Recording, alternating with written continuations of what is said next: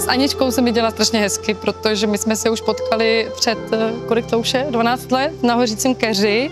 A už tehdy jsem samozřejmě věděla, jak je velká persona a co to je člověka skvělýho, ale myslím, že jsem tehdy ještě jako nedokázala jí tak tolik nasát, že vlastně jak je ten člověk mladý, rozlítaný, tak si myslím, že to tak jako si všechno neuvědomuje, ten svět kolem. A takže jsem hrozně ráda, že jsem mohla se s ní znova potkat a víc jako se na ní soustředit, víc jí pozorovat a je pořád člověk, který přesně ví, co chce.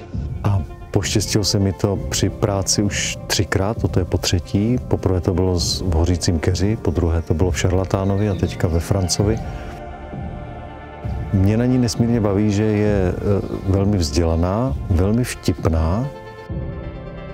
Navíc mluví krásně s různými akcenty mnoha jazyky a to já úplně zbožňuju, protože já miluji jazyky a miluji různé akcenty.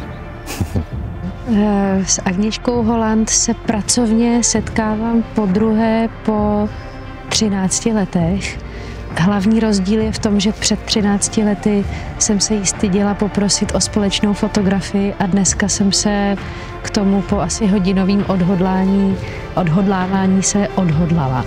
Já se cítím hrozně jako poctěná tím, že s ní můžu točit. Já ji považuji za nejlepší evropskou režisérku. Přidaná hodnota je ta důvěra, kterou vůči Agnieszce mám, jak ta lidská, tak ta umělecká. Sehr bereichernd. Man lernt viel über sich und über das Gegenüber und einmalig. Also ich glaube, die Zusammenarbeit ist einmalig. Auf jeden Fall. Ja. Das kann man nicht in Worte beschreiben.